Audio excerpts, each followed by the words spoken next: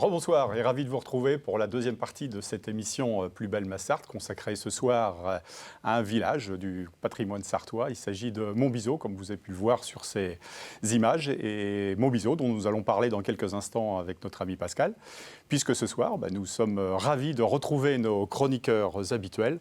Bonsoir Emeline. Bonsoir. Bonsoir. Serge Bertin, bonsoir, avec qui on va parler du patois bien évidemment. Pascal Mariette, je l'ai dit, pour revenir sur Montbiseau et son patrimoine. Bonsoir.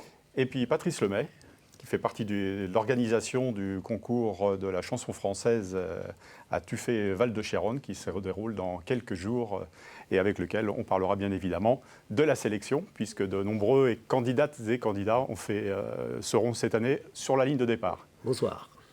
Alors, mon cher Pascal, on revient sur Montbiseau. Oui. Un village situé au nord du Mans, oui, à côté de Saint-James, non loin de... Voilà. Et puis surtout, Montbiseau, c'est vraiment le développement du 19e siècle, parce qu'au départ, au Moyen-Âge, c'était vraiment une toute petite commune sur une petite hauteur. La hauteur, c'est tout simple. Quand on franchit le pont, dont on va parler tout à l'heure, parce qu'avant, on franchissait le gué pour atteindre Montbiseau. Il y avait juste vraiment l'église et quelques maisons autour.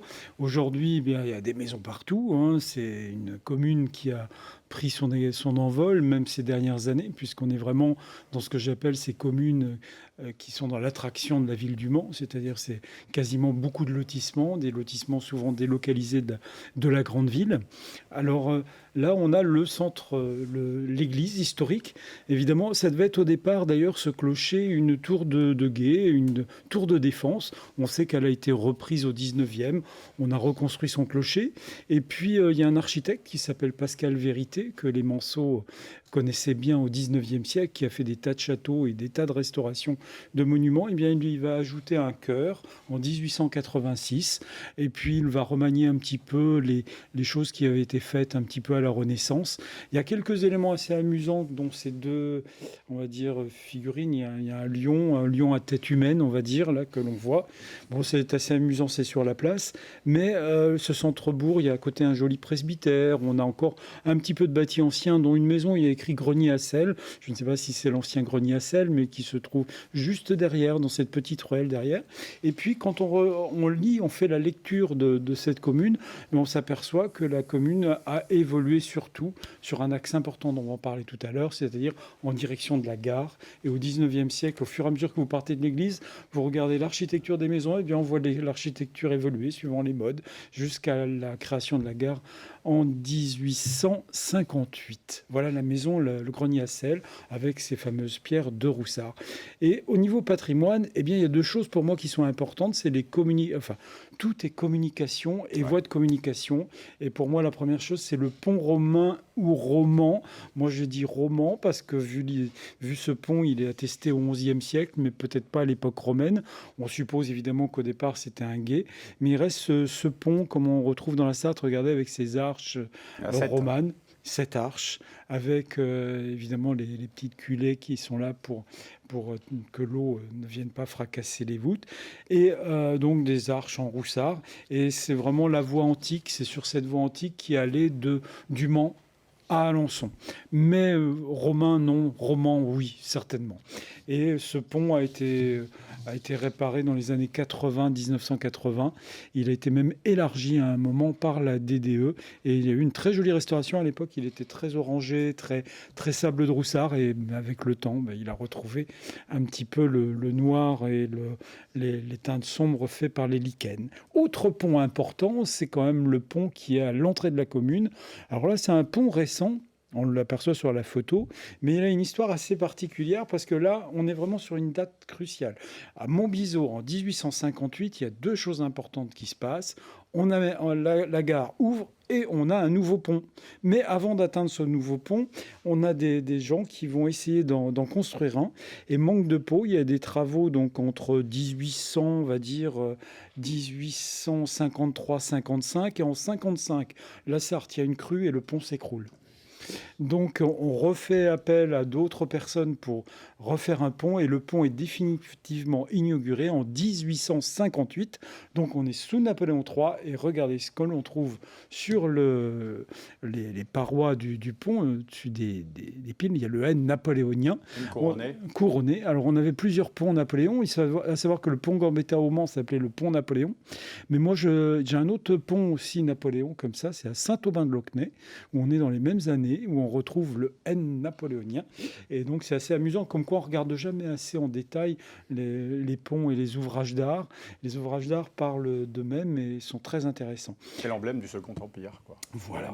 Et donc, on est... Alors, à cette année-là, franchement, Montbiseau, c'était quelque chose. Un nouveau pont, une gare. Je vous propose de parler en quelques secondes de la gare. La gare qui arrive en 1858, ce qui n'est pas rien, c'est 4 ans après la gare du Mans. La gare du Mans. Donc là, on est sur une ligne qui va de Mésidon à Saint-Pierre-des-Corps. Et c'est la société, n'oubliez pas que c'est des sociétés privées qui gèrent le chemin de fer, qui était la compagnie des réseaux de chemin de fer de l'Ouest qui crée cette ligne. Et cette ligne va tenir longtemps. Malheureusement, regardez l'état de la gare. Aujourd'hui, c'est malheureusement toutes nos gares. Ça se résume à une petite cabane un petit peu contemporaine un peu plus loin. Il y a encore écrit chemin de fer dessus. Mais ce qui est intéressant aussi, c'est ces mêmes années, c'est qu'il y a à Saint-James, il y a l'industrie et il y a Antoigné, et on va faire un petit peu plus loin une cité que j'aimerais bien vous montrer dans les mêmes années, à la fin du 19e. On prend, vous voyez, ces bâtiments sont des maisons d'ouvriers qui sont devenus, mais on a transformé les écuries et les communs du château qui s'appelait du Tertre pour en faire des maisons ouvrières. Et ça, le château du Tertre, lui, a disparu. Il en reste encore 1 mètre de haut. Mais les maisons sont restées. Les maisons sont restées, et les maisons ouvrières. Et je parle des maisons ouvrières, c'est simplement aussi qu'il y avait un petit tramway, le premier tramway dans la Sarthe, qui a été créé donc entre la gare de Montbiseau et les forges d'Antoigné. Et c'était vraiment le premier réseau de tramway dans la Sarthe. Et puis après, il y a eu un énorme réseau. C'est assez intéressant, Montbiseau, c'est l'histoire du 19e, l'industrialisation de la Sarthe et les grands mouvements de personnes qui allaient travailler, qui venaient du Mans pour aller travailler là où il y avait de l'emploi. Super, merci Pascal pour toutes ces précisions fort intéressantes. On peut d'ailleurs signaler que sur le site internet de Montbiseau figure un plan du parcours du patrimoine local. Oui. Alors il y a des petits panneaux partout dans la commune, c'est vraiment très très bien fait. Je ne sais pas si vous en avez vu quelques-uns à l'image, mais ces petits panneaux permettent vraiment de découvrir avec un petit historique, c'est vraiment superbe de toutes les époques. N'hésitez pas à visiter Montbiseau.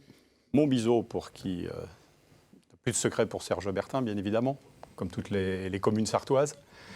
Mon cher Serge, mais vous n'êtes pas là ce soir pour nous parler de Montbiseau, mais d'un fruit décliné en plus de 500 variétés en Sarthe. On va croquer la pomme. De quel fruit voilà. Là, mes gens. Quel avernet. Quelle aventure, ça veut dire. J'en suis tout émoillé. C'est-à-dire tout ému. Bien sûr. Bien sûr. Là, ce qui s'est passé. Figurez-vous que dimanche dernier, à Champagné, c'était point Montbiseau, Champagné, c'était la fête. La fête aux croqueurs de pommes. On dit chez nous les croqueurs de pommes. Ils y tenaient leur bourse au greffon. Alors, il y en avait des pommiers, des poiriers, des garoiselles, et puis plein d'autres choses aussi. Et puis, mes gens, il faut y aller voir. Alors, vous me direz, pour Champagné, c'est un peu tard. Mais sachez quand même que dimanche prochain, ça sera à la Flèche. Et puis le dimanche d'en après, ça sera à Onnières. Et puis si d'en après, le 25, ça sera à Jupille, le pays des croqueux. Et puis, dame, il est grand temps. Il est grand temps de quoi? Il est grand temps de planter. Dépressez-vous, mes gens, dépressez-vous. Faut planter. On approche de la mi-février et c'est à cette heure que le monde y va changer. D'ailleurs, il y a un dicton qui dit, écoutez bien, à la mi-février, tout bon miaule doit nicher et toute bonne mêleuse doit couver. Oh là, un instant, est-ce que vous pouvez nous expliquer? Ah, voilà. Un miaule, en patois, c'est un merle. Et une meuleuse, c'est la femelle du merle. Vous voyez, supériorité du patois. Le patois, il n'est pas capable de distinguer un mâle d'une femelle par les noms. Eh bien, le patois, oui. J'avoue que le Méleuse n'est pas très très courant, hein, mais le mial est fréquent. Alors, et le dicton dit bien vrai, parce que je ne sais pas si vous avez remarqué, moi, en ce qui me concerne, depuis quelques jours, tous les matins, je suis réveillé, on dirait que je me lève un peu tard, mais je suis réveillé par le chant d'un merle. Dans mon jardin, on a un merle, il fait un potin qui n'est pas possible. Ça veut dire qu'il est en train de séduire sa belle, puis ils vont bientôt se mettre à pondre, puis etc. Et la nature change en ce moment. Vous avez certainement remarqué. D'ailleurs, il faut croire au dicton. Les vieux, dans le temps, ils disaient, s'il fait beau à la Sainte-Eulalie, le Sainte-Eulalie, c'est le 16 février, il y aura des pommes à la folie. Retenez 16 février, essayez de voir le climat. Moi, les pommes, c'est ce que je préfère.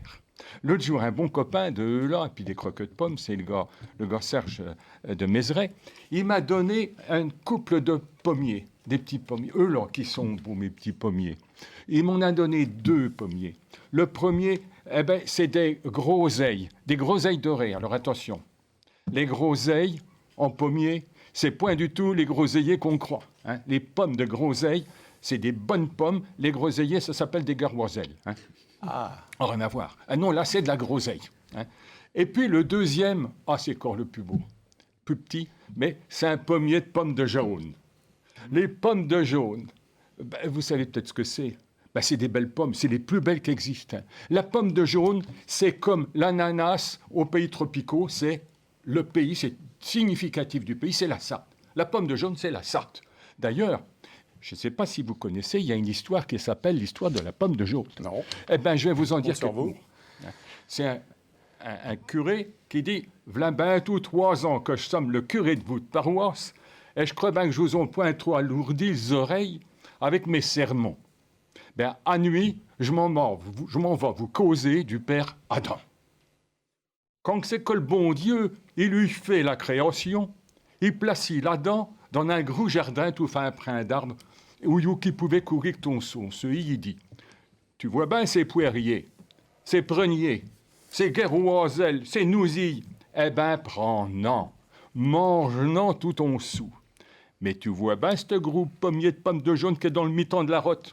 Dame, si t'as le meuleux dans Céréune et dans Roucher, je te saboulerai de première. Vous connaissez la suite. La Ève, elle est venue et ça a été le branle-bas de combat dans le paradis terrestre. Je développe pas la suite. Par contre, cette histoire, elle me fait penser à une autre histoire. Une autre histoire que j'ai demandé la dernière fois à tous les spectateurs et toutes les spectatrices de LMTV d'écrire une histoire sur la fête en patois. On a reçu une bonne trolley, mais il y en a encore à venir.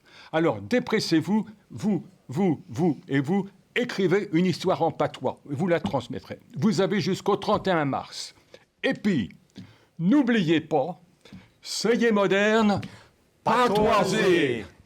Voilà, un cœur qu'il est joli. Merci Serge De rien. pour cette...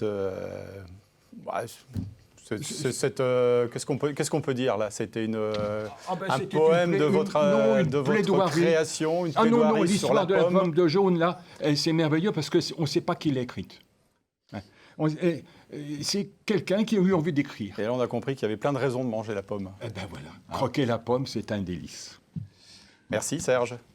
De rien. Avant de passer à la rubrique commerce avec Emeline Falampin, on va revenir sur Tuffet. Et avant les Tufferies, donc le concours de la chanson française qui va se dérouler le 17 Patrice Lemay. Vous en êtes l'un des organisateurs. Ouais. Alors, c'est la combienième édition de ce concours Ça fait 30 ans que donc, le premier concours était en 1994. Et c'est un concours qui est ouvert à toutes les catégories d'âge? Qui est absolument ouvert à toutes les catégories d'âge. On partage en 4 catégories. Donc, les juniors jusqu'à 13 ans, 13 à 17, les ados. Et ensuite, une catégorie hommes, une catégorie femmes. Alors, pour l'anecdote, qui avait remporté l'édition 2023 ou qu'est-il ou qu'est-elle devenue? Alors, 2023, il y avait 4 catégories, donc il y avait forcément 4 gagnants. On en avait donc... c'était une ado, en fait. C'était une ado qui avait eu parce qu'on a aussi un prix du public. Et donc, c'était une ado qui avait remporté le prix du public. Alors, est-ce qu'il faut être sartois pour participer au concours? Absolument pas. Non, vous avez des gens qui viennent Cette année, on a des gens qui viennent de 12 départements différents, dont 2 personnes de Brest. Une seule obligation, chanter français, une chanson française. Voilà, la chanson française, c'est l'obligation. Voilà. Quelles sont les chansons justement qui reviennent le plus souvent Oh, bah c'est du Edith Piaf, ça c'est quand même très très courant. Pour les gens d'un certain âge, peut-être pour les non, adultes. Non, Edith si les Piaf jeunes. est très très souvent chanté par des ados. Ah oui, d'accord. Très souvent. Alors comment ils sont accompagnés? Il y a une bande-son, il y a un Alors, orchestre, généralement, comment ça se c'est passe? une bande-son, ils nous D'accord. envoient avant, mais ils peuvent aussi être accompagnés par une personne. Cette année, il y a plus de candidats encore que l'année Cette précédente. année, voilà, l'objectif, c'est d'être autour de 40 candidats. L'année dernière, on avait, avec une attribution, on avait péniblement 29 candidats.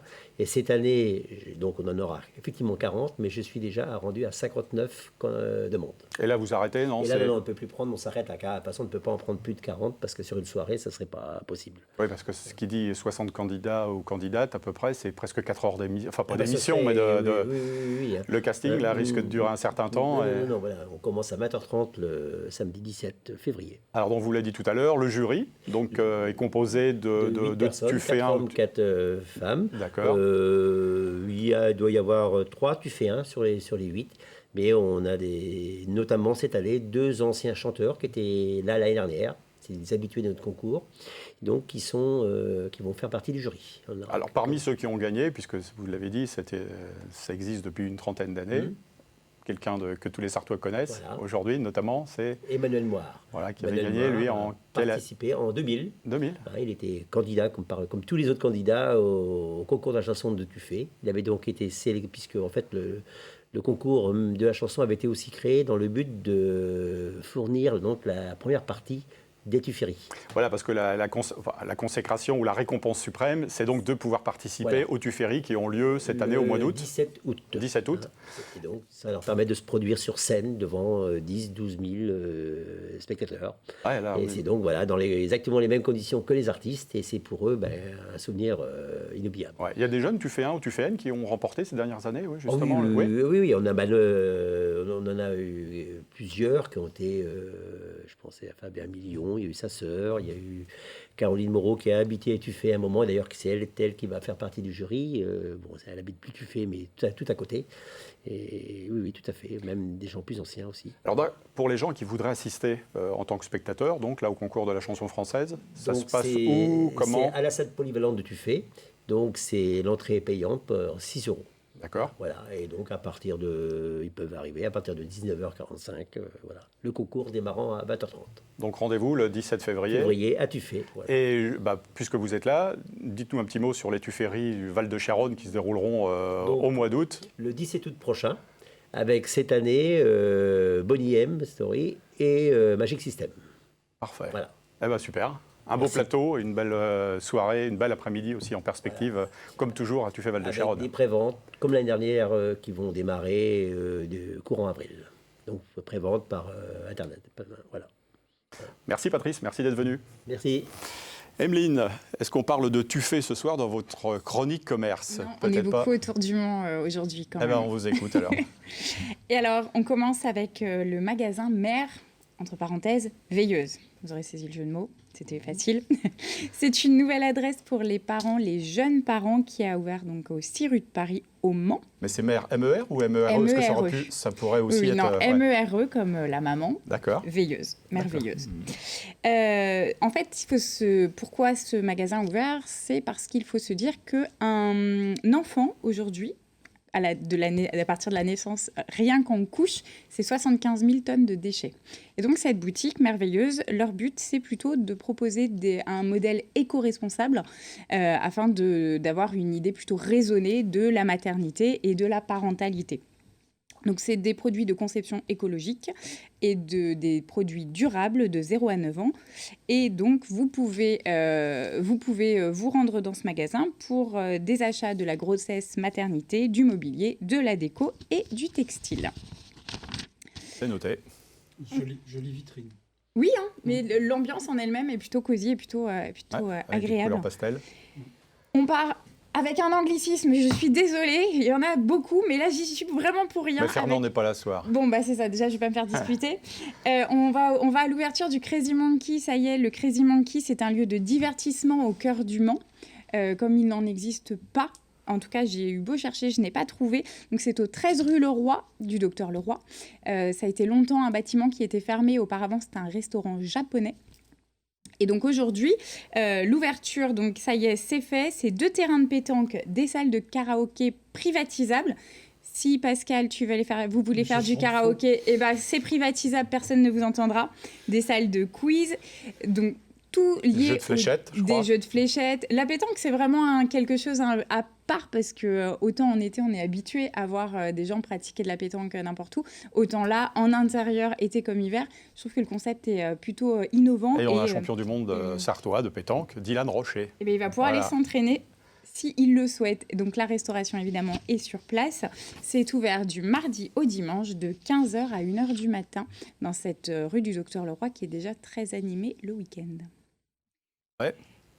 Ensuite, une nouvelle un petit peu moins réjouissante avec Avenir Auto qui était placée donc à Arnage, au bout du boulevard Le Faucheux. L'enseigne a définitivement fermé lundi dernier et donc les locaux sont disponibles. Si vous avez un projet, si les gens sont porteurs de projets, en tout cas, vous pouvez vous renseigner. Il y a une petite affichette sur les locaux, donc vous pouvez vous y rendre. Et enfin, beaucoup d'informations en ce qui concerne le centre commercial Beauregard. Donc, c'est celui qui se trouve au nord du Mans, avant le gros rond-point. Et il y a énormément de mouvements sur cette zone puisqu'ils veulent vraiment la redynamiser. C'était une zone qui était un peu en perte de vitesse. Le centre Accor s'en va puisqu'ils ont attendu longtemps la redynamisation de cette zone qui n'est pas arrivée. Donc, ils vont aller quelques mètres plus loin, ils vont se rapprocher du Auchan. En revanche, un Quick a fait une demande de permis de construire, donc ils espèrent évidemment qu'elle soit acceptée, et donc ils ouvriraient sur le parking à côté du restaurant L'Ardoise du Moment. Mais également, donc, toute la galerie va subir des travaux intérieurs-extérieurs avec les réfections du sol, de l'éclairage, et l'extérieur va être également rehaussé pour avoir une plus grande visibilité. Il y a aussi l'arrivée le 11 mai prochain de Taco Fashion, encore un anglicisme, je suis désolée, mais qui est donc de la mode assez bas prix. Et voilà, et un cabinet médical, ça c'est toujours important à noter parce qu'on en manque cruellement. Voilà, donc pour les mouvements sur cette zone du commerce de Beauregard, donc affaire à suivre. Eh bien, merci Emeline. Merci Bruno, merci à tous. Merci les copains. Pour certains, on se donne rendez-vous la semaine prochaine pour de nouvelles aventures. Quant à nous, on se retrouve dans quelques instants pour la 3e et dernière partie de l'émission avec Olivier Claus, qui est un scénographe et artiste sartois. À tout de suite.